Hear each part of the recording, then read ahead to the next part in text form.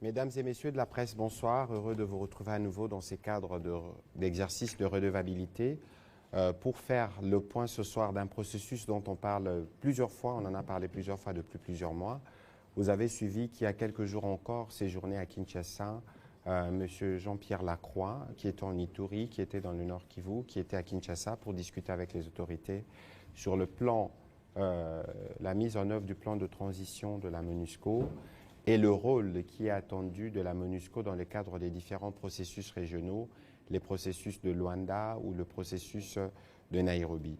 Et donc ce soir, à travers cet exercice, nous voulons refaire le point des discussions que les deux parties ont eues, notamment après la sortie des résolutions 2666 en fin d'année dernière, qui prévoyait le retrait de la MONUSCO, mais que le gouvernement a voulu axer sur 4 jalons principaux et sur lesquels nous travaillons, à savoir la réduction sensible des menaces liées aux groupes armés grâce à une approche globale, le renforcement de la capacité à répondre aux menaces de protection des civils et résoudre efficacement les conflits interethniques, la mise en œuvre du plan opérationnel du programme des désarmements, démobilisation, relèvement communautaire et stabilisation, et 4, enfin, l'organisation d'élections crédibles, transparentes, inclusives, pacifiques, tenues dans les délais constitutionnels.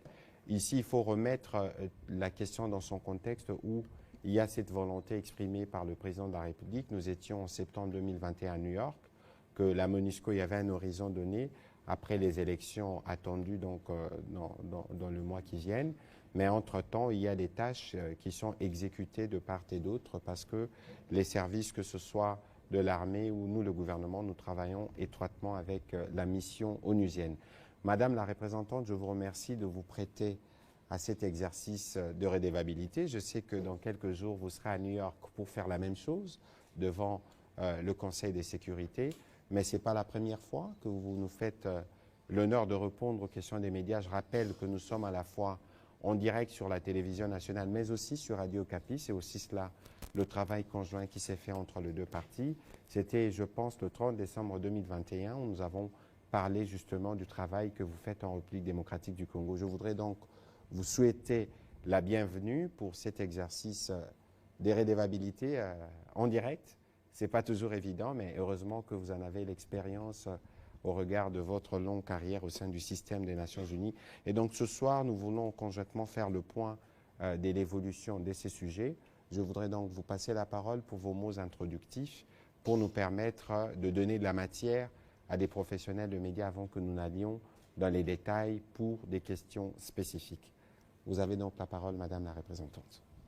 Excellence, Monsieur le ministre de la Communication, merci pour l'occasion qui m'est donnée une fois de plus de me prêter à cet exercice de redevabilité et particulièrement dans un moment, je vais dire, sensible, puisque lorsque nous nous sommes retrouvés en décembre 2021 dans cet exercice, nous étions dans un tout autre contexte que le contexte dans lequel nous nous trouvons aujourd'hui. Et pour ça, dans les éléments qui sont importants de communiquer à tout le monde, c'est le fait qu'on parle de transition de la MONUSCO, mais en réalité, on devrait parler d'un plan de transition conjoint, et j'insiste sur le conjoint, entre le gouvernement de la République démocratique du Congo et les Nations Unies, y compris la MONUSCO. Je pense que ces 3 éléments, c'est important de bien les comprendre. Et il y a aussi le fait qu'on parle souvent de transition de la MONUSCO comme le départ de la MONUSCO. Et donc je crois que c'est important aussi de montrer que depuis la demande du chef de l'État le 1er août 2022, qui a été repris par le gouvernement le 15 novembre 2022 à Kinshasa, ensuite par le vice-premier ministre, ministre des Affaires étrangères à New York le 7 décembre 2022.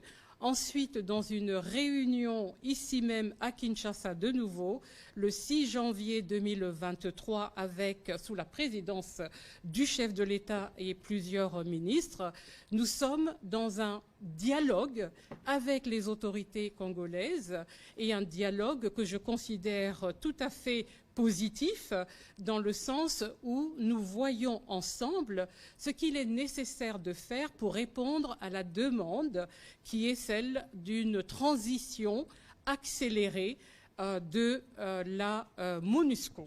Et c'est là où il y a toujours cette nuance qu'il faut amener. Mais qu'à cela ne tienne, je pense que ce qui est important, vous avez rappelé les jalons importants pour ce dialogue qui est enclenché depuis l'année dernière avec les autorités congolaises et qui fait aussi l'objet d'attention par la société civile et fait aussi l'objet d'attention par tous les partenaires et multilatéraux qui accompagnent la République démocratique du Congo. Et donc, je ne vais pas les répéter parce que le ministre a fait l'exégèse de vous présenter ces jalons. Alors la question que l'on me pose souvent, c'est oui, mais il y avait 18 jalons dans le plan de transition conjoint. Comment se fait-il qu'on se focalise sur 4 jalons? Et là, j'explique qu'en fait, pour l'exercice de 2021, entre juillet 2021 et septembre 2021, exactement le 17 septembre 2021, quand on a signé le Premier ministre et moi-même le plan de transition conjoint, c'était qu'il est absolument fondamental de faire une distinction entre les conditions minimum qu'il faut réaliser pour une sortie de la partie des Nations Unies qui s'appelle le MONUSCO et tous les autres, et ça c'était les jalons 1 à 5, et puis il y avait tous les autres jalons du 6 à 18 qui, sont des jalons qui appelle à un partenariat renforcé avec les agences, fonds et programmes du système des Nations Unies et avec l'ensemble des partenaires et multilatéraux qui accompagnent la RDC. Donc, tout à fait de façon pratique, le gouvernement a dit, bon, puisque la population a demandé le départ de la MONUSCO, on va se focaliser sur les conditions minimum. Et donc, ces conditions minimum vous ont été communiquées par le ministre. Voilà. Donc, je pense que ça, c'est important de faire la distinction. Alors, est-ce que ça veut dire que tous les autres jalons, on les jette? Non, pas du tout. Le gouvernement nous a dit, ces autres jalons, on va les garder parce qu'elles sont importantes pour tous les aspects fondamentaux d'accompagnement de l'État congolais, de la présence de l'État congolais sur l'ensemble du territoire national et à la fois pour tout ce qu'on appelle les services sociaux de base, travail que font les agences, fonds et programmes, mais il y a aussi tout l'accompagnement à la fois sur les aspects de provision d'assistance humanitaire, d'assistance pour améliorer les aspects du développement au niveau provincial et local.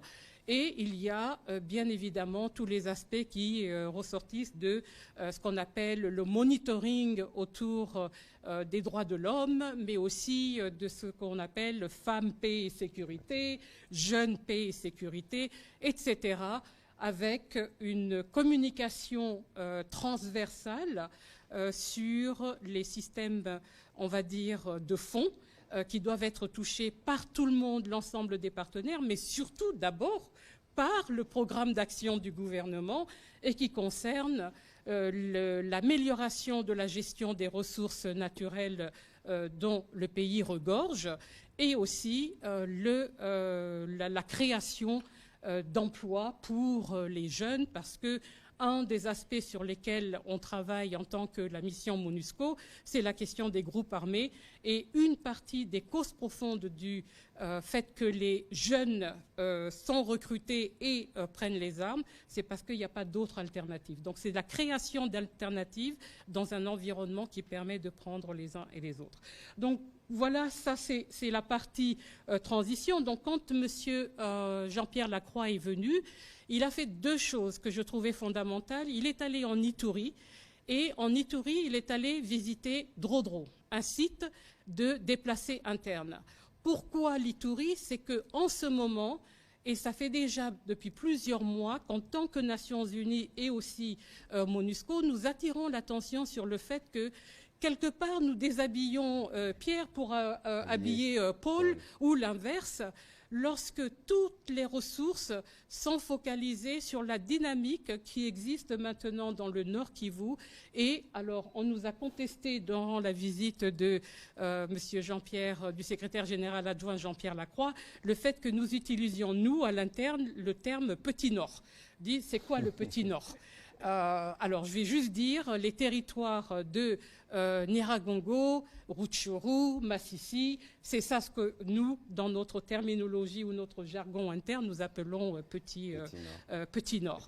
Alors, si c'est pas... Et bien évidemment, le Grand Nord avec Beni, Butembo, Lubero, etc. Mais sur la focalisation sur Petit Nord, entre guillemets, c'est la situation de tension autour du groupe armé particulier M23 et des tensions entre le Rwanda et la RDC. Donc, il est allé là parce qu'il y a un point sur lequel nous avons discuté aussi avec les autorités, c'est que dans le contexte de la présence de l'État partout sur le territoire, sur tous les territoires en fait à l'est de la RDC, les provinces du Nord Kivu, Sud Kivu et Ituri, ce n'est pas tous les territoires où on a les mêmes besoins. Mais il y a des territoires sur lesquels les conflits interethniques et les exactions commises par les groupes armés comme Codeco, Zaïre, mesures d'attaque et représailles font qu'on a un déplacement énorme des populations qui se retrouvent dans ce qu'on appelle des sites. Et j'insiste sur le mot site parce que beaucoup de gens nous parlent de camps de déplacés. En fait, un camp, c'est quelque chose qui est organisé. Et pour arriver à l'organisation d'un camp, ça prend du temps, ça prend des ressources et ça prend l'accès à du terrain qui doit être donné ou loué ou acheté par les autorités pour que les humanitaires puissent faire leur travail. Et c'est un des soucis que nous voyons à l'est et notamment au nord Kivu, autour de Goma, avec les sites de déplacés. Donc Drodro, beaucoup de personnes déplacées, on est à plus de 1 500 000 et il voulait montrer qu'il faut absolument plaidoyer pour l'augmentation de la présence de l'armée congolaise et de la police nationale congolaise afin que nous, en tant que MONUSCO, nous puissions, et il a fait une image que j'aime beaucoup, c'est qu'il a dit, bon, nous, on est dans une logique descendante, mais pour autant, il faut qu'on ait une logique ascendante de l'autorité de l'État, de la présence des forces de sécurité armées et police nationale. Et bien sûr, il faut d'autres services connexes qui sont associés à l'autorité de l'État. C'est la justice, c'est l'administration, c'est d'autres services qui sont nécessaires. Mais il voulait attirer l'attention sur ça, et je pense à juste titre. Ensuite, il a engagé les autorités au plus haut niveau. Nous avons rencontré le chef de l'État, le Premier ministre et le gouvernement. Et toutes les discussions, comme j'ai dit, moi j'ai considéré qu'elles étaient positives parce qu'on est tous d'accord pour dire, pour qu'il y ait un retrait responsable de la MONUSCO en tant qu'entité mandaté par le Conseil de sécurité avec la résolution 2666 du 20 décembre 2022, il faut que concomitamment, il y ait cette montée en puissance de la présence donc, des forces de sécurité nationales. Et une ligne, on va dire, je ne sais pas comment les médias vont le reprendre, mais en fait une ligne importante pour nous, c'est le fait que partout où les centaines de milliers de personnes déplacées internes qui sont directement sous la responsabilité des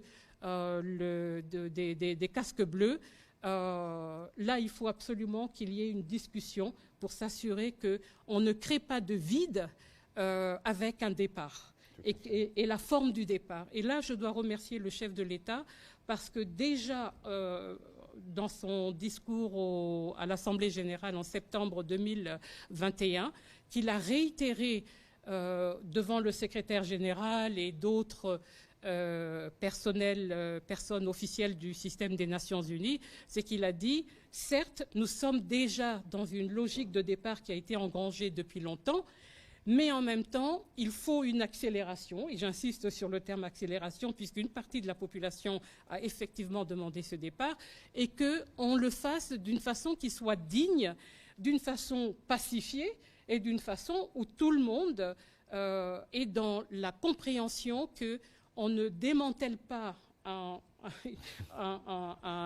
une mission en quelques heures. Et ça, je crois que c'est un message important à faire passer à tout le monde. On ne peut pas démanteler cette structure on va dire, en 2 temps, 3 mouvements. En 2 temps, 3 mouvements. Et donc, finalement, le secrétaire général adjoint, M. Jean-Pierre Lacroix, était aussi ici parce que le Conseil de sécurité, lorsqu'il a entendu le vice-premier ministre, ministre des Affaires étrangères, le 9 décembre 2022, lors de la présentation du renouvellement du mandat de la MONUSCO, a dit très clairement, voilà ce que nous on attend par rapport à la reconfiguration de la force de la MONUSCO. Donc il y a beaucoup d'attentes dans cette relation entre la force de la MONUSCO, y compris la brigade d'intervention et les FARDC, donc l'armée congolaise, pour s'assurer qu'on est vraiment dans un tempo d'opérations offensives conjointes, autant que faire se peut, et sinon dans des opérations unilatérales, parce que le mandat donne aussi la possibilité à la force onusienne d'avoir des opérations unilatérales. Et donc, je n'ai pas le temps de rentrer dans tous les détails de combien d'opérations unilatérales nous faisons en Ituri, dans le Grand Nord, Beni, Butembo, Lubero, sur la route, je crois c'est RN4. Alors, je ne suis pas très bonne en géographie. Eringeti, c'est ça, c'est la RN4, bon, et aussi la RN2, donc dans les dispositifs donc, géographiques. Et peut-être, donc juste pour terminer sur l'objet de la visite, c'est que le Conseil nous a dit, on vous a entendu RDC, gouvernement congolais, et ils ont mis dans notre mandat 2666 2 paragraphes particuliers. Le premier, c'est le paragraphe opératif 38 qui dit il y a un exercice de réévaluation du plan conjoint de transition. Allez-y, complétez-le avec le gouvernement et faites en sorte que ça ne soit pas qu'avec le gouvernement, mais aussi avec la société civile et tous les partenaires, parce que tout le monde est concerné par cela. C'est un premier aspect. Deuxième aspect, le paragraphe 44 de la résolution donc de notre mandat 2666 qui dit le secrétaire général des Nations Unies est demandé de fournir au Conseil de sécurité fin juillet 2023 un rapport spécial qui va proposer des options de reconfiguration de la mission MONUSCO. Et là, c'est un exercice sur lequel nous avons écouté différentes parties prenantes du gouvernement, mais aussi société civile et d'autres. Et donc fin juillet, il y aura le dépôt de ce rapport. Et il y avait un exercice attaché à cela, additionnel, qui était de dire quelle sera la configuration de la présence Nations Unies, donc au sens large, en République démocratique du Congo, passé la vie de la MONUSCO. Donc c'est 2 exercices qui peuvent sembler séparés, mais en fait ils sont tous interreliés par rapport à ce que sera le programme d'action du gouvernement qui, si j'ai bien compris, quand le gouvernement a été mis en place en avril 2021, a un programme d'action qui va jusqu'à fin 2023. Bien sûr. Et on a aussi ce que j'appelle le tempo de examiner ensemble quel sera le prochain programme d'action du gouvernement passé décembre 2023, donc après les élections, pour arriver à avoir une symbiose entre les priorités qui seront identifiées par le gouvernement congolais et ce que feront les partenaires bi- et multilatéraux, y compris les Nations Unies, pour accompagner la République démocratique du Congo. Donc voilà, ça c'est le cadre que je peux donner en ce qui concerne transition, réévaluation du plan de transition conjoint, départ de la MONUSCO après les élections, parce que c'est l'horizon qui nous a été donné, et discussion sur comment faire en sorte d'avoir une structure appropriée pour répondre aux besoins de la RDC post-MONUSCO. Voilà, très bien. Mais alors, j'aurais voulu, avant que nous prenions les questions de journalistes, avoir un résumé sur le rôle qui est le vôtre dans les différents processus de paix, notamment celui de Luanda ou de Nairobi. Comme ça, nous aurons mis toutes les matières à table pour avoir des questions qui nous permettront d'apporter plus d'éclairage. Alors, je sais que certains le savent, mais peut-être pas tous. Un vendredi soir, à 21h, j'ai reçu un appel téléphonique pour dire Madame Keïta, la MONUSCO doit doit aller chercher des représentants des groupes armés dans différentes provinces à l'est de la RDC, les amener à Goma parce que le lendemain à 10h, ils doivent être à Nairobi pour participer au processus de Nairobi. Vous pouvez imaginer la réaction de mes collaborateurs. Quand je les ai appelés la nuit pour leur dire, voilà, nous avons à répondre à un appel du gouvernement et cet appel, c'est celui-là. Donc, juste, vous allez savoir que nous avons répondu présent dès le démarrage de cet appel du gouvernement. Donc, pour le Nairobi 1, nous avons continué à accompagner avec le Nairobi 2. Quand Nairobi 2 était pour faciliter les tournées à l'Est dans toutes les provinces, rencontrer les communautés et les groupes armés, les représentants des groupes armés. Et ensuite, nous avons accompagné avec Nairobi 3. Et là, Nairobi 3 se passait à Nairobi. Et nous sommes engagés aux côtés du facilitateur et du secrétariat conjoint du processus de Nairobi entre la République démocratique du Congo et le Kenya, puisque le président honoraire Uhuru Kenyatta est le facilitateur du processus de Nairobi. Et voilà, et donc dans ce contexte, nous, c'est pas simplement, et là j'insiste parce que beaucoup de gens nous voient comme juste des gens qui fournissent des services de transport, logistique, etc. C'est plus que cela. C'est l'accompagnement avec de l'expertise technique en matière de désarmement, démobilisation, réintégration, c'est de l'expertise en matière de protection des enfants, c'est de l'expertise en matière d'intégration des femmes dans le processus de Nairobi, et c'est aussi ce que j'appelle les leçons tirées des exercices précédents de comment engager non pas seulement les groupes armés et leurs représentants, mais engager les communautés parce que ce pays a fait un exercice très fort endossé par le chef de l'État en juillet 2021, qui est le PDDRCS. Donc, on a un cadre pour le pays et nous sommes engagés à soutenir ce processus depuis le début. Et donc, on n'a pas arrêté sur ça. Maintenant, Luanda. Luanda, c'est le processus facilité par le président João Lourenço sous l'égide à la demande de ses pairs, donc de l'Union africaine, et qui très clairement a un objectif majeur, celui qui est de continuer de faire en sorte que les deux pays, et la RDC et le Rwanda, se parlent pour arriver à mettre en œuvre la feuille de route de Luanda où le président João Lourenço est arrivé, je pense que la première réunion, c'était le 6 juillet 2022, qui a créé la feuille de route de Luanda.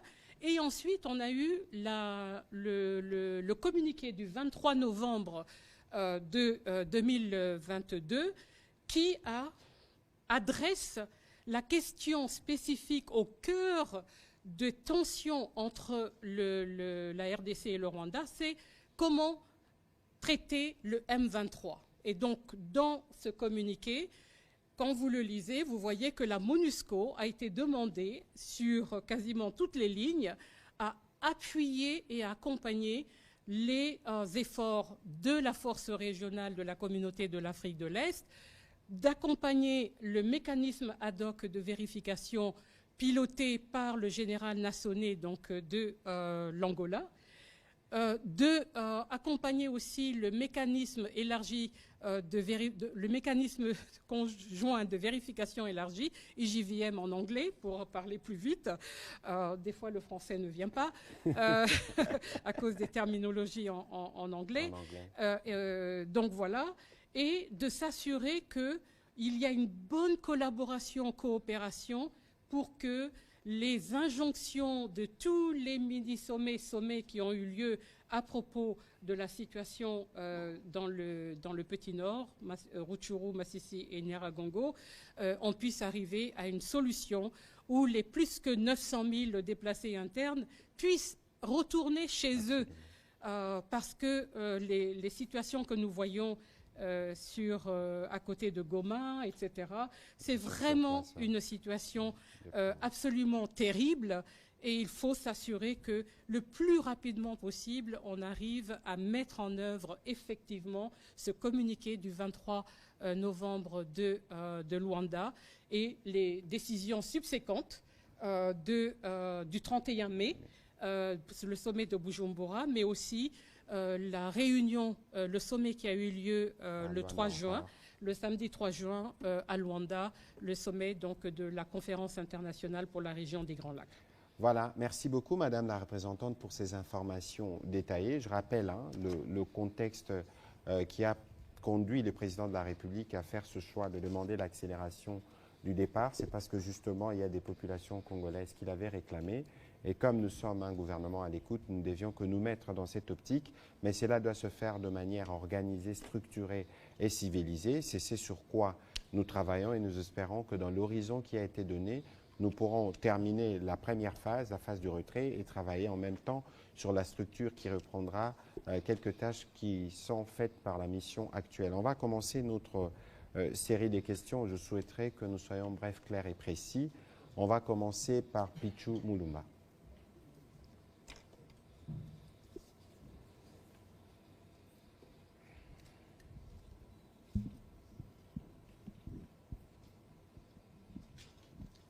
Merci beaucoup, Monsieur le ministre, pour la parole. J'ai juste deux préoccupations.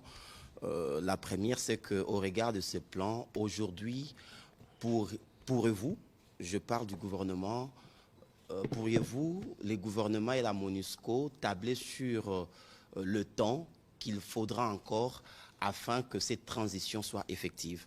La deuxième préoccupation, elle est d'actualité, Monsieur le ministre. L'opposant Martin Fayulu et son parti boycottent le processus électoral tout en exigeant l'audit transparent du fichier électoral par un cabinet compétent en la matière. Cette annonce intervient pourtant alors que la CENI court déjà derrière la montre avec la convocation prévue déjà pour ce 25 juin de l'électorat pour la réception des candidatures à la députation nationale. Quelle est la réaction du gouvernement à qui incombe également le pari de l'inclusivité pour les élections? Alors, merci pour vos questions. Je crois que sur la première, par rapport au temps, il y a un horizon que le président de la République avait donné. Et vous avez entendu tout à l'heure, lorsque nous parlions de la résolution 2666, qui a pris en compte cela. On était sur 18 jalons. On est revenu sur 4 jalons qui sont les jalons le plus j'allais dire prioritaires, parce que tout est prioritaire dans ce qui devait être fait, et sur lequel nous travaillons assidûment. Et donc, on va rester dans ces termes-là, parce qu'il faut, avec la MONUSCO, il faut éviter des fixations. On va dire en novembre 2023, on termine. Si c'est les cas, tant mieux. Mais si il y a des impondérables liés au contexte ou aux différentes tâches qui sont convenues, donc le moment venu, les deux parties qui sont en dialogue permanent travailleront pour que cela se fasse ici. L'essentiel, c'est d'arriver à remplir les objectifs qui ont été définis, et nous pensons que nous sommes plutôt dans la bonne direction. Alors, sur votre deuxième question, bon, je me réserverai, vous savez, lorsque je parle des individus, je vire sur le côté un peu politique et ça crée parfois d'inutiles polémiques. Mais ici, vous avez vous-même, dans votre question, donné la réponse. L'essentiel pour nous, c'est que dans 6 jours, aujourd'hui c'est les 18 ou les 19 ? Les 19, dans 6 jours, on va convoquer l'électorat, on pourra déposer des candidatures. Je pense qu'aujourd'hui, si vous faites un sondage, les Congolais veulent aller voter. Après, on ne va pas revenir sur, malheureusement, sur les processus électoraux. Nous revivons ce qu'on a vécu avec les différents processus. Souvenez-vous de 2006, de 2011, 2018, on ne voulait pas de la machine à voter. Bon, finalement, c'est la machine à voter qu'on a adorée après. On ne voulait pas du fichier, finalement, on a participé à ces élections-là. C'est un peu la répétition de l'histoire. Nous ne voulons pas aller dans ces genres de considérations.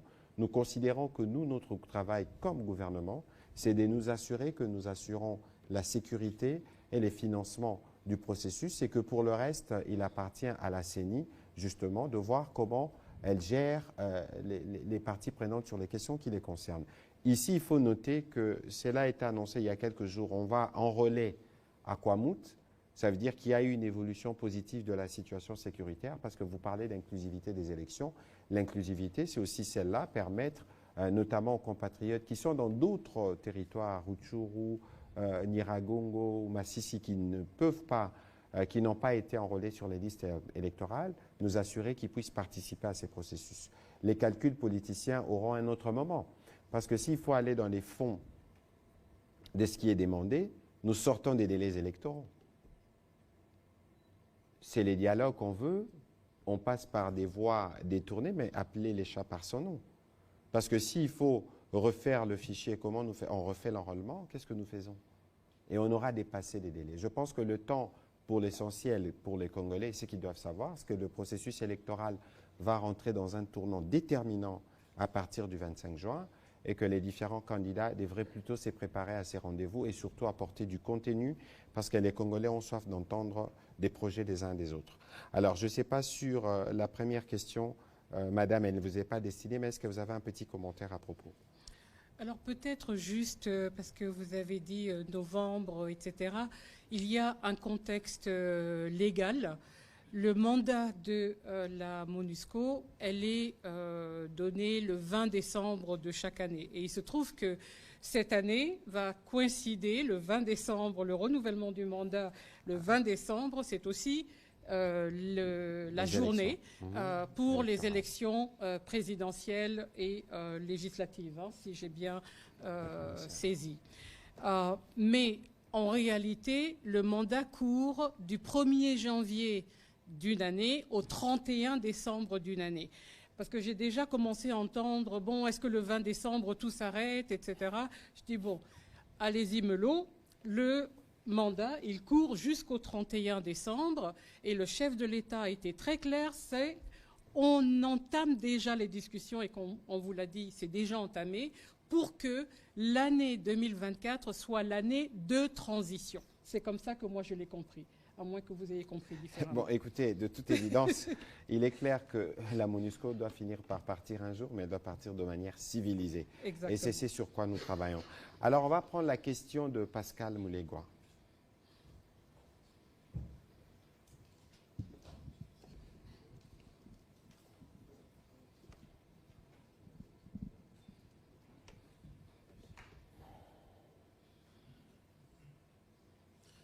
Merci. Ma première question, ministre. Monsieur le ministre, si malgré la présence des 12 000 casques bleus de la MONUSCO, des civils sont massacrés au nord Kivu, tout comme à Ituri, des sites de déplacés attaqués, comme ce fut le cas du site de Lala, à Djougou, n'y a-t-il pas à craindre, par exemple, que le pire arrive si les casques bleus quittaient le pays précipitamment et revenir, par exemple, dans la situation des années 2000, parce que les forces de sécurité, comme Mme Bintou Keïta l'a dit, sont pour le moment concentrées sur le nord, disons sur les M23.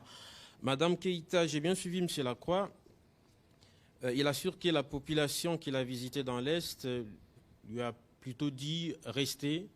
Il n'est pas temps pour la MONUSCO de quitter le territoire. Avez-vous l'impression d'être poussé à la sortie rapidement, précipitamment? Avez-vous l'impression qu'il faut encore que la MONUSCO reste au vu de la situation? Et si vous pourriez aussi répondre aux questions de mon confrère, Martin Fayulu, qui annonce se retirer du processus électoral, y a-t-il des inquiétudes côté Nations Unies?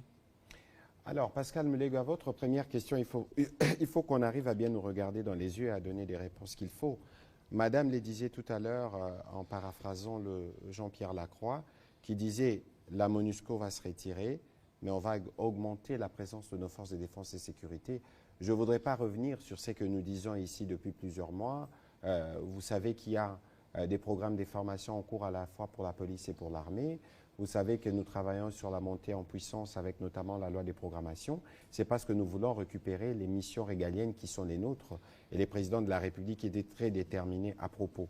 Mais dites-moi, comment vous réagissez lorsque vous êtes un gouvernement?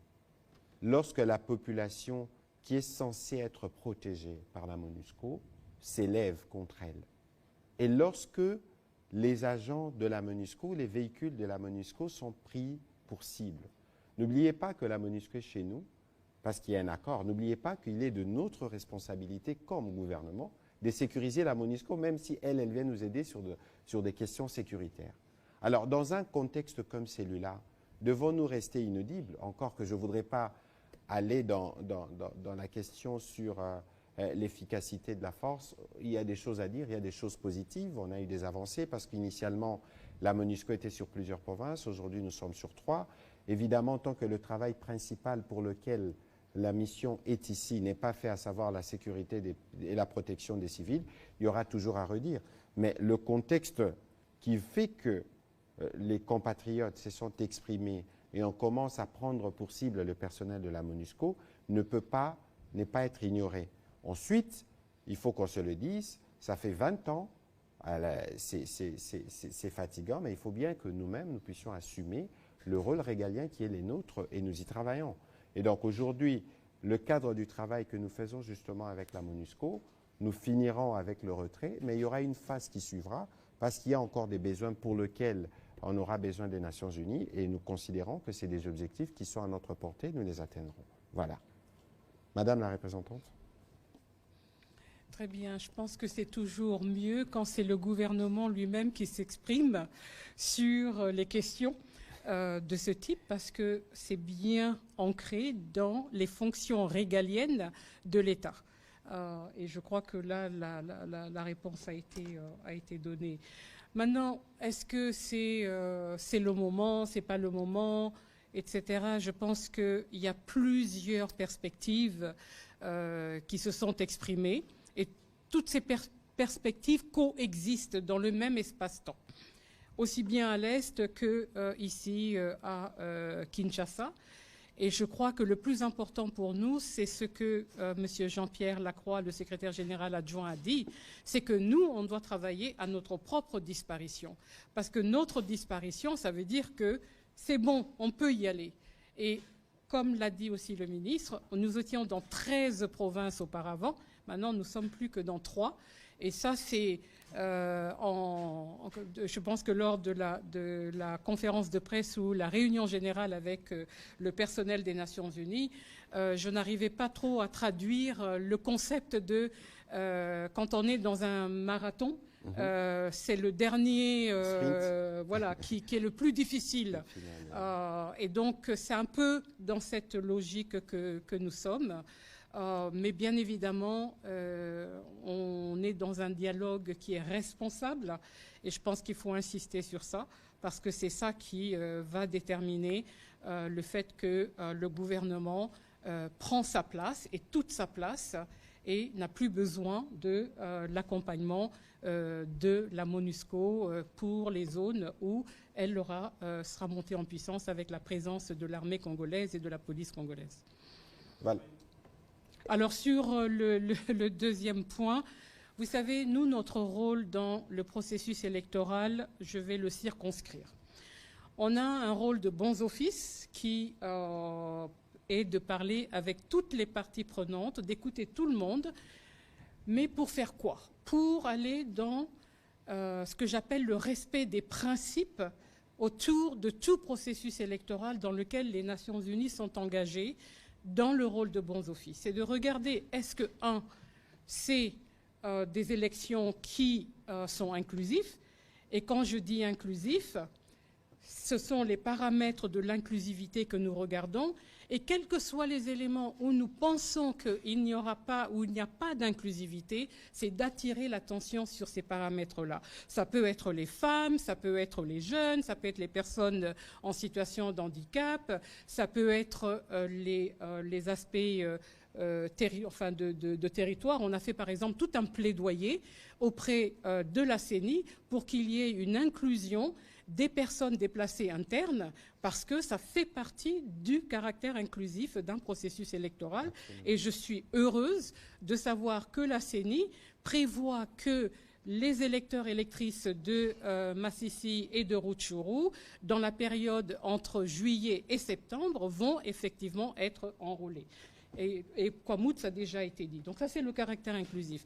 Et puis, il y a le caractère paisible, d'un processus apaisé, parce que, bien évidemment, personne ne devrait avoir un intérêt à ce que des gens perdent leur vie à cause d'un processus électoral. On peut avoir des débats chauds, parce que tout le monde le sait, hein, un processus électoral, c'est chaud, mais ça doit être chaud de débat, d'invectives, etc., mais pas d'utilisation de la violence, que ce soit la violence physique, que ce soit la violence avec des armes, ou que ce soit même la violence sur les réseaux sociaux. C'est quelque chose dont nous avons parlé, la violence sur les réseaux sociaux, et aussi la violence quand elle est exercée par rapport à une ethnie, une tribu, ou même les femmes. Moi, j'entends en ce moment qu'il y a des préoccupations que les femmes dans le domaine politique ont, c'est qu'il y a des attaques qu'elles voudraient bien voir dénoncées par leur propre parti, par ceux qui ont l'autorité morale de devoir dire non, stop. Violence sous quelque forme, ça n'est absolument pas acceptable. Et d'où qu'elle vienne. Donc ça, c'est le côté apaisé. Puis il y a le côté crédible et transparence. Et sur ça, là aussi, il y a des paramètres. Le pays lui-même a sa réforme de la loi électorale, et on a reconnu qu'il y a des avancées dans cette réforme de la loi électorale, notamment par rapport à la participation des femmes. Mais il y a encore des demandes qui ne sont pas nécessairement entendues encore, et on pense que c'est là où il faut pousser. La CENI, dans sa communication et dans son ouverture, à faire en sorte que quand il y a des communications, quand il y a des rencontres, que les uns et les autres qui viennent se sentent écoutés et que leurs idées, leurs propositions soient considérées. Quand on parle de crédibilité, ça c'est l'autre aspect, c'est comment on fait quand on est tenu par la loi, et même quand on n'est pas tenu par la loi, pour rassurer tout le monde lorsqu'on est dans un climat de méfiance. Et finalement, la question que vous posez, je ne vais pas y répondre directement parce que je vais sur les questions de principe. Nous, ce qui nous préoccupe, c'est de voir, de faire le suivi. Est-ce que ce qu'on dit, on le suit, et on le suit tous les jours dans le comportement, à la fois dans ce qu'on dit et dans ce qui concerne les interactions entre les uns et les autres. Et finalement, c'est à la fin, c'est quand, et là je dois féliciter la CENI, c'est qu'il y a quelques mois, personne ne donnait, je vais utiliser un terme pas du tout trivial, un copec au fait que le calendrier électoral qui a été publié serait tenu. Et pour l'instant, ce calendrier, il est tenu. Donc la question après, c'est comment faire en sorte que la confiance, il est tenu, que la confiance soit là dans différents aspects pour améliorer la transparence. Mais je veux faire un petit complément sur les sujets parce que lorsque, par exemple, on parle de l'audit, est-ce que vous savez que dans la loi, vérifiée, la loi ne prévoit pas d'audit? C'est pour ça que j'ai dit légal. Voilà, c'est des bonnes pratiques. Et la CENI a discuté avec la francophonie pendant près de 2 mois et puis finalement, ils ont dit qu'ils ne pouvaient pas arriver. La CENI a recouru à une expertise nationale et internationale et après, on a dit qu'il y avait ceci ou cela. Mais regardez que nous avions des impératifs, des délais sur lesquels nous tenons, et jusqu'à aujourd'hui, il n'y a plus aucun obstacle. La CENI prévoyait par exemple que pour ce qui revenait comme responsabilité au Parlement, l'adoption de la loi sur la répartition des sièges, cela a été fait. Le président de la République l'a promulgué et aujourd'hui nous sommes entrés vraiment dans la phase la plus déterminante. Mais alors, je l'ai dit récemment, l'opposition est dans une mission des discrédits du processus électoral. Parce qu'à tout prix, on ne se mettra jamais d'accord et je n'attends pas, peut-être pas des commentaires de Mme Bintou dans son rôle d'arbitre là-dedans, mais lorsque nous devons remonter nos processus électoraux depuis 2006, souvenez-vous qu'en 2006, le président Étienne Tshisekedi de l'UDPS n'avait pas participé aux élections. En 2011, ils ont participé, mais ils n'ont pas siégé. Et donc aujourd'hui, il faut qu'on sache l'essentiel, c'est qu'il faut qu'on ouvre un espace pour un débat démocratique. Et dans les débats démocratiques, il n'y a pas de place pour la violence. Et il ne faut pas éviter les débats en allant dans des schémas pour dire, bon, il n'y a pas de fichier ceci, alors que nous savons qu'à la fin, vous serez là.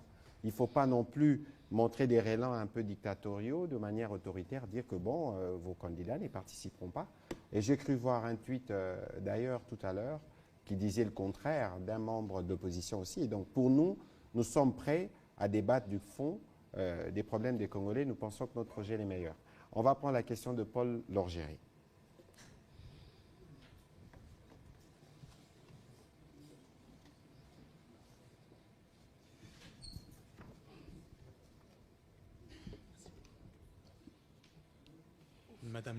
Ça marche ? Oui. Madame la représentante spéciale, Monsieur le ministre, merci de me laisser la parole. Deux questions, surtout d'ordre sécuritaire.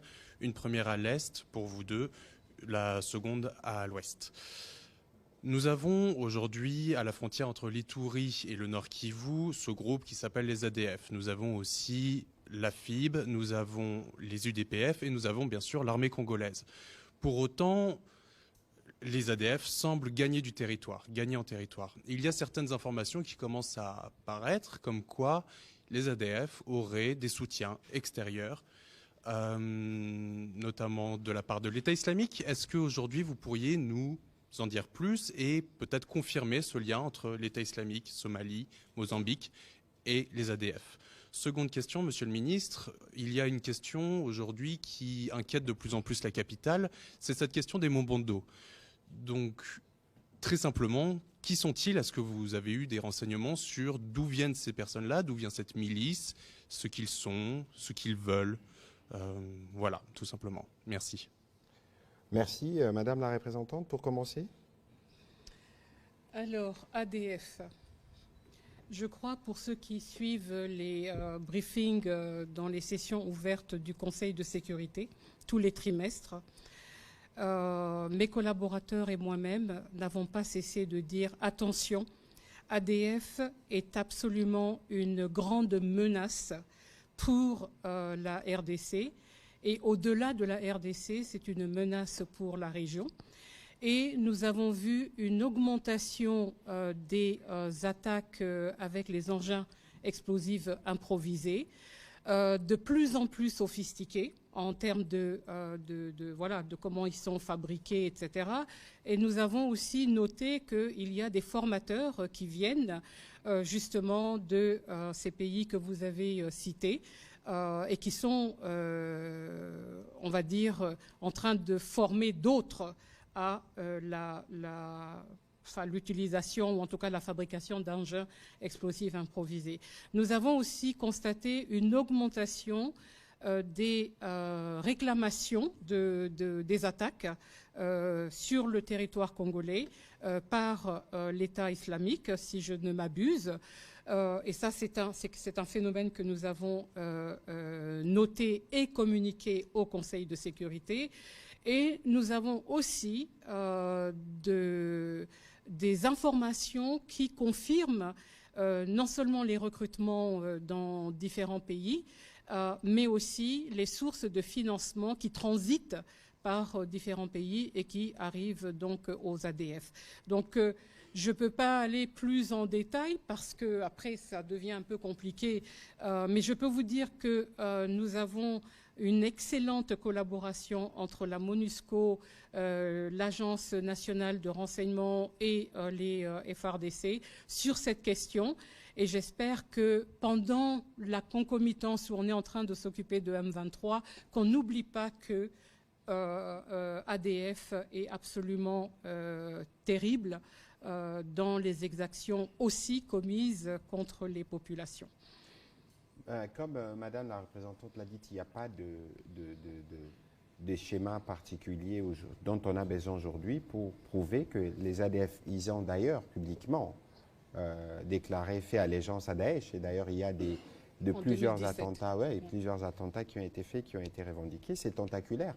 Vous avez vu l'attentat qui a eu lieu il y a quelques jours en Ouganda. Je crois aussi, là, on disait que c'est l'œuvre des ADF. Mais ici, il faut noter, et c'est dans les modus operandi, parce que c'est des terroristes. L'objectif, c'est de poser des actes de terreur sur lesquels ils font des grosses publicités. Mais la vérité, c'est qu'il y a eu, avec les opérations conjointes menées avec les UPDF, de progrès, notamment dans les bastions respectifs où ils s'étaient trouvés. Donc, tous les sites qui étaient identifiés comme de repères, de centres de formation ayant été détruits, et les terroristes, dans leur terreur, lorsqu'ils sont attaqués, lorsqu'ils sont acculés, la riposte, et c'est sur la population qui se déchaîne. Et donc, c'est une menace qui est bien prise en compte et pour laquelle le gouvernement, d'ailleurs, continue de travailler. La collaboration avec l'armée ougandaise continue parce que, malheureusement, c'est des groupes terroristes qui peuvent opérer parfois de manière isolée. C'est toujours un peu difficile à retracer, mais l'objectif est que les ADF seront des faits. Les gouvernements sont convaincus de cela et nous allons y travailler pour continuer, y compris d'ailleurs avec la MONUSCO, parce qu'il faut toujours arriver à échanger des renseignements à ce niveau-là. Sur votre deuxième question, je note d'abord, premièrement, que la situation aujourd'hui à Kwamout a connu une évolution positive. J'ai discuté encore avec des collègues du gouvernement avant cet exercice. La situation est calme, les activités champêtres ont repris. Les gens vont à l'église, à l'école, la circulation a repris. D'ailleurs, le vice-premier ministre, ministre de l'Intérieur, avait fait le tour sur place et qu'il y a évidemment de menaces qui subsistent, notamment dans la périphérie de Kinshasa, et pour lequel l'armée et la police se sont déployés pour arriver à mettre fin à cette situation. Les Mobondo, dans ce qui est rapporté, c'est des membres de communautés locales, un conflit de terre, un conflit d'essence coutumière, et qui a pris des proportions qui sont celles qu'ils ont prises aujourd'hui, que tout le monde déplorant.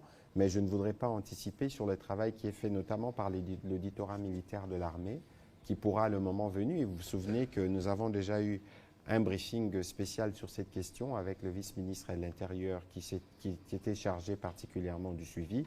Et donc dans le jour qui viennent, parce qu'on parle de l'organisation d'un forum avec les différentes communautés pour voir comment on apporte une réponse politique, une réponse sociale, une réponse humanitaire à la situation. Nous pourrons revenir ici pour aller dans un peu plus de détails sur ces sujets qui est en cours encore des traitements par les forces de sécurité. On va prendre la question de Félix Matuidi et puis ce sera Jacques Moulouba.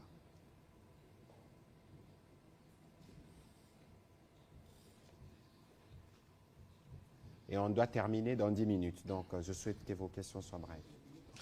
Merci pour la parole. J'ai deux questions. La première, ça concerne Mme Bintou Keïta.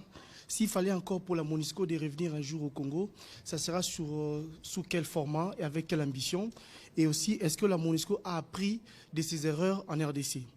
Concernant les porte-parole du gouvernement, l'occupation de Bunagana a totalisé 1 année et quelques jours. Depuis que le M23 a occupé cette partie du pays, maintenant, la question se pose, est-ce que devons-nous attendre l'arrivée des troupes de la SADC pour que cette localité revienne à la partie congolaise? Non, pas du tout. Nous sommes, vous savez, ces questions, nous le traitons, c'est des questions qui sont très sensibles. Et vous avez vu que le vice-premier ministre, ministre de la Défense, s'est rendu sur place et qui a, notamment dans le cadre des dernières réunions qui ont eu lieu à Bujumbura et à Luanda, on a parlé de Rumangabo, il y a des visites qui sont prévues sur site. Le VPM qui était sur place, je ne voudrais pas anticiper sur les conclusions de ce qui a été dit. Vous le saurez peut-être dans la semaine. Mais nous avons des avancées qui sont en cours et les moments venus, on va les annoncer. Ici, nous ne voulons pas aller dans les... comment dire, pour de besoins, par exemple, de raconter des choses ou de dire des choses. Ici, nous travaillons à trouver des solutions dans la durée pour un problème qui se pose depuis bien longtemps. Ici, le gouvernement travaille pour que toutes les zones qui étaient sous administration M23 puissent revenir aux autorités locales, et c'est dans cette dynamique que nous sommes, et ça le sera, et ce sera dans les prochains jours, on vous le dira. Madame la représentante est là, elle ne pourra peut-être pas aller dans d'autres détails parce qu'il y a des questions qui requièrent encore une certaine confidentialité, mais nous travaillons étroitement avec la MONUSCO sur ces sujets-là aussi. Voilà. Madame...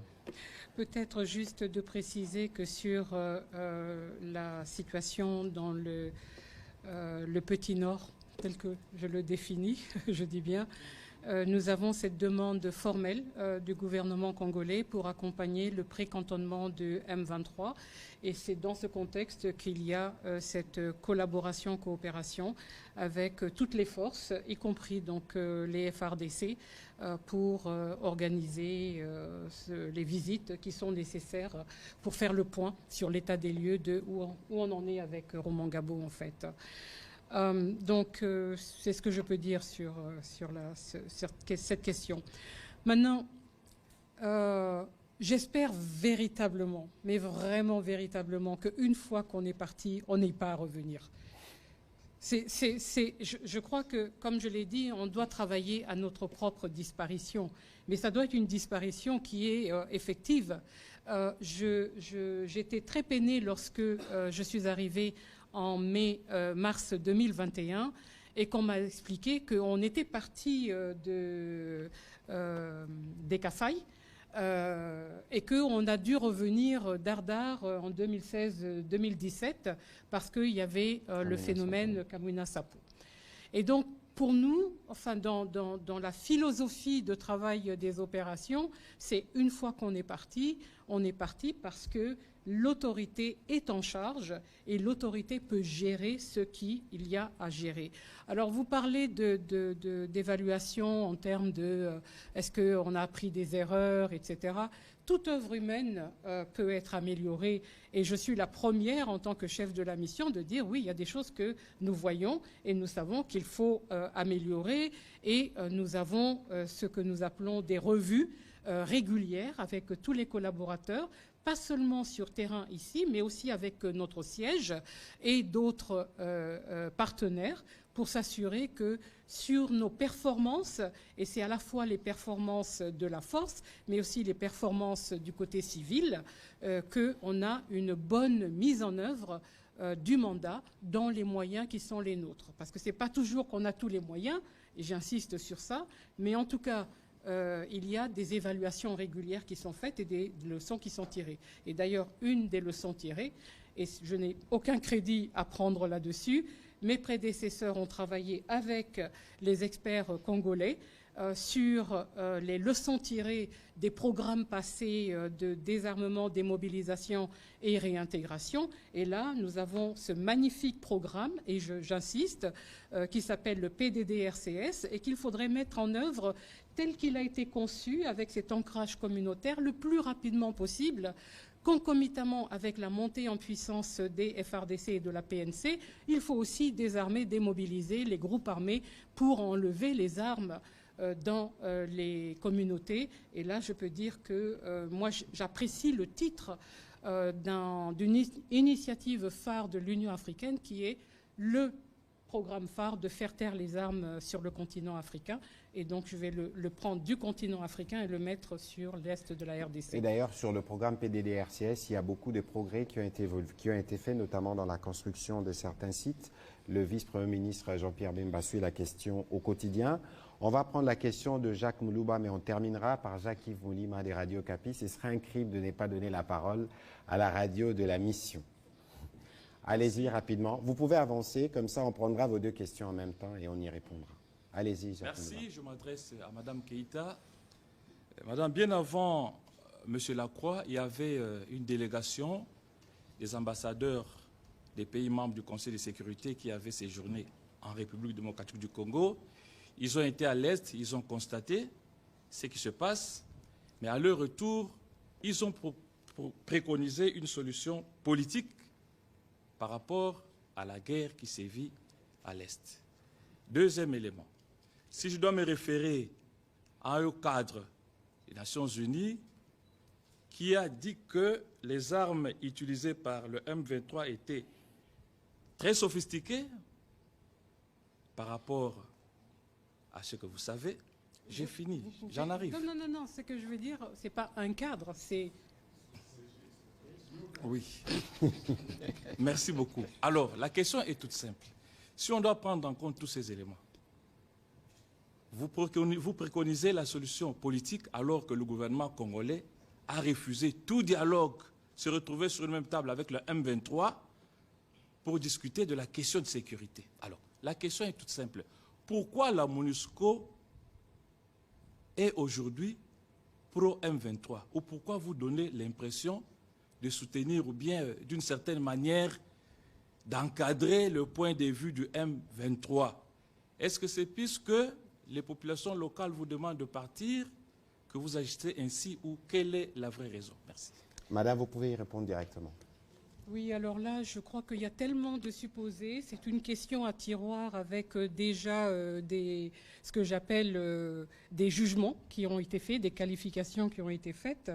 Je voudrais juste rappeler que, encore une fois, il existe un très beau cadre dans ce pays qui s'appelle le PDDRCS. Et le PDDRCS, vous suivez toutes nos communications, disent très clairement, et c'est dans notre mandat, c'est ce que nous voulons mettre en œuvre, où il n'y a ni amnistie et il n'y a pas non plus de réintégration automatique dans les forces de sécurité. Premier point. Deuxième point, les aspects de collusion, entre guillemets, que vous mentionnez avec le M23, je peux vous assurer que dès le départ, nous, on a eu des attaques directes du M23. Et donc, comment est-ce que de ces attaques directes du M23 sur nous et de l'environnement, on peut passer à penser que nous avons un autre cadre avec le M23? Personnellement, je ne comprends pas et je ne vois pas la rationalité dans ça. Mais ça, c'est ma perception. Ensuite, sur la question de la visite du Conseil de sécurité qui s'est déroulée du 9 au 12 mars, j'ai accompagné donc la délégation. Très clairement, on a deux processus qui encadrent cette situation à l'Est et notamment au Nord Kivu. On a le processus de Luanda et on a le processus de Nairobi. Donc, lorsque l'on parle de mise en œuvre de ces processus, on ne va pas les jeter. Ils ont été mis en place par des chefs d'État qui sont des sages et qui ont dit voilà comment on va accompagner, et le traitement particulier avec la communication du 23 novembre dont je vous ai parlé, qui est le communiqué de Luanda du 23 novembre, qui montre comment on doit gérer la question du M23. Et je ne vais pas revenir là-dessus. Il y a 8-9 points, si ma mémoire est correcte, de comment on doit le faire. Et toutes les autres réunions qui se sont passées par la suite n'ont fait que reprendre la question de, cessez-le-feu, qui tient depuis le 7, qui a été mis en place pour le 7 mars, juste pendant la période où était la délégation visitait le pays, et qui en fait a commencé à se mettre en place plus ou moins vers le 12-13 mars, si je ne me trompe, et qui, bon an, mal an, tient. On est en tout cas, au moins, en tout cas, des confrontations directes entre le M23 et l'armée congolaise. Il y a d'autres types d'attaques entre le M23 et d'autres groupes sur terrain, mais les progrès, et je pense que c'est comme ça que je veux le dire, c'est qu'il y a quand même malgré tout des progrès. Il y a des décisions qui ont été faites par rapport à l'administration civile qui doit intégrer les zones où auparavant se trouvait M23. Donc moi personnellement, je prends note de tout ce que vous avez dit, mais je m'interroge sur la rationalité de certaines de ces jugements. Je veux vous rassurer parce que vous avez évoqué le communiqué du 23 novembre 2022 Et lorsque vous les lisez, il est clairement dit cessation d'hostilité et arrêt, cessation d'hostilité et en particulier des attaques du M23 et la MONUSCO. Des attaques du M23 contre les FARDC et la MONUSCO. Et donc ici, je reviens encore sur le caractère terroriste du M23. Et d'ailleurs, vous avez vu que sur les fronts judiciaires, nous avons eu de progrès parce que les M23 attaquent les casques bleus. Je ne suis pas juriste, mais je crois que c'est parmi les crimes qui sont proscrits. Et nous espérons que quand la justice sévira, elle sévira de manière forte pour éviter justement la répétitivité de ces types de confrontations. On va prendre la dernière question de Jacques-Yves Moniba, de Radio Okapi, Radio Onusienne. Dans la transition, si j'hériterai de vous, je ne sais pas ce que je ferai de vous, vous serez la RTNC 3, 4, 5, mais bon, ce sera un bon sujet parce qu'on aimerait quand même que l'outil Okapi continue de travailler. Merci beaucoup, Monsieur le Ministre. Ma question s'adresse exactement à vous. Okay. Nous parlons de la situation sécuritaire dans l'Est de la République démocratique du Congo. Nous savons qu'il y a les troupes de l'EAC sur le terrain. Bientôt, la SADC pourrait aussi être là. Ces troupes, selon les accords avec le gouvernement congolais, devraient occuper les positions laissées par le M23 et permettre la circulation de la population. Nous travaillons pour la population. Et depuis lors, on voit encore les barrières de M23 à Bunagana, par exemple. Et que fait le gouvernement? Est-ce que cette partie échappe à l'autorité du pays parce qu'il y a encore des barrières, la population ne passe pas, et puis on ne sait rien? Ça, c'est la première question. Et puis la deuxième question, je reviens sur le départ de la MONUSCO, ça nous concerne, comme vous l'avez dit.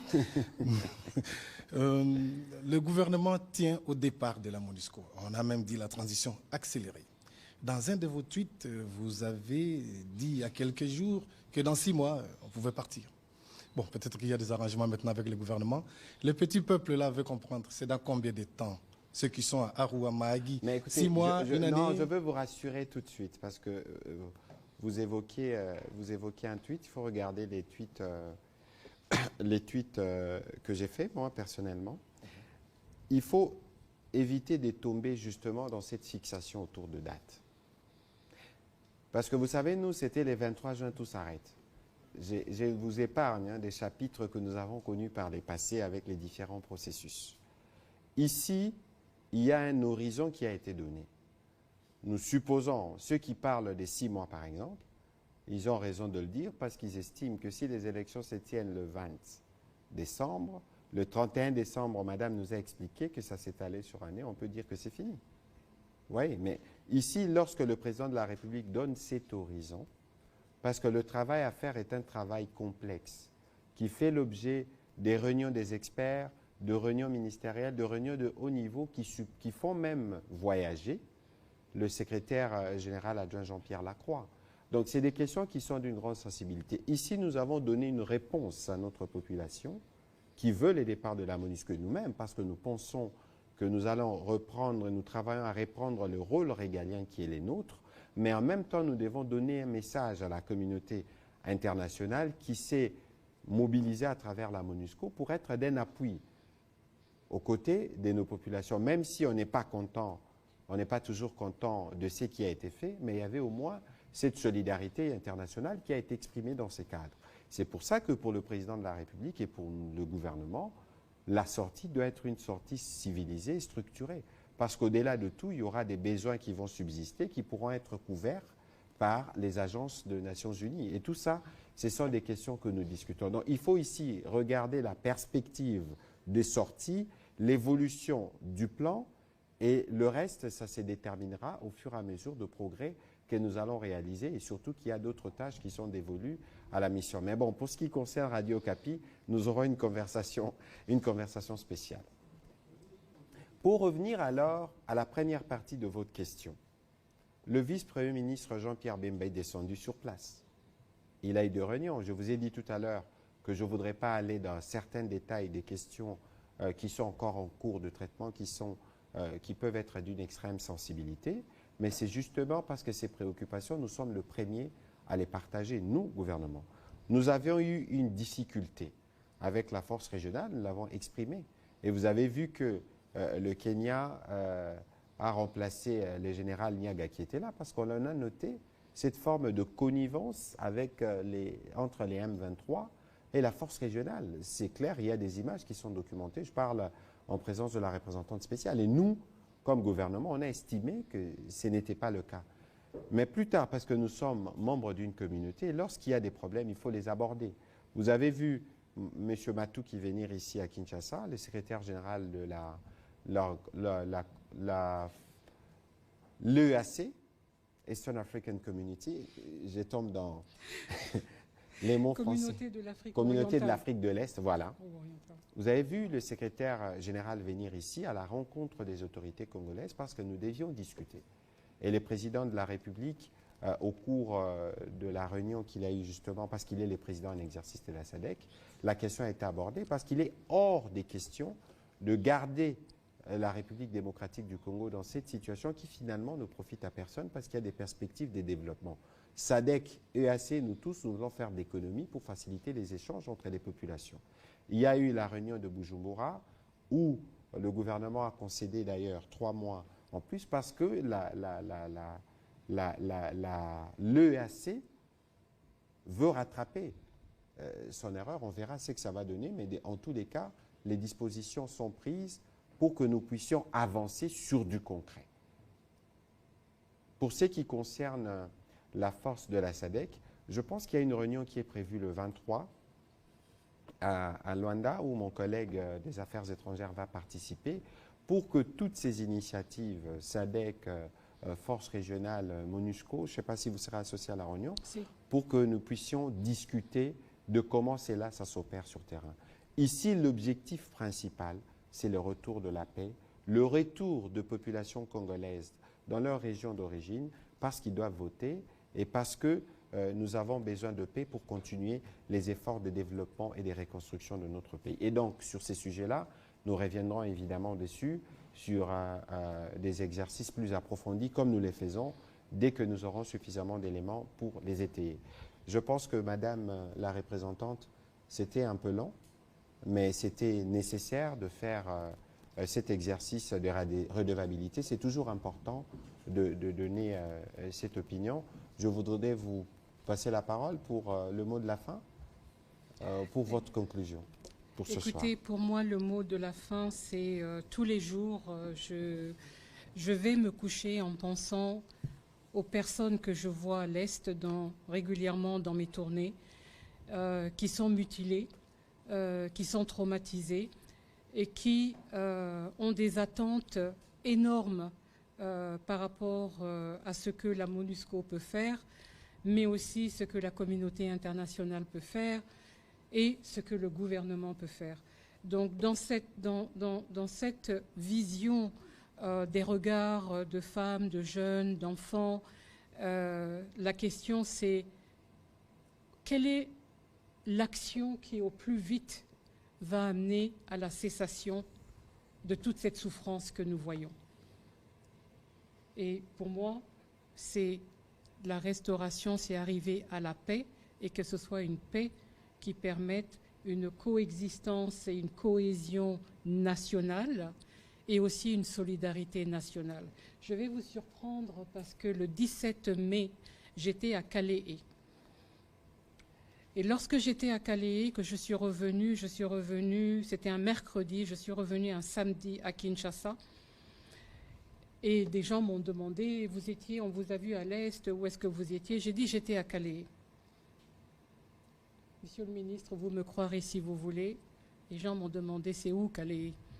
Et qu'est-ce qui s'est passé à Calais? Donc,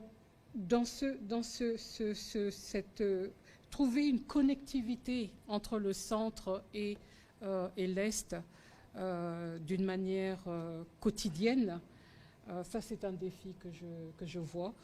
Et je me dis, il faut qu'on arrive à ce que ni les uns en Ituri se sentent abandonnés, parce que c'est un peu souvent ce qu'on entend, ni ceux qui sont au sud Kivu, ni ceux qui sont aussi au nord Kivu.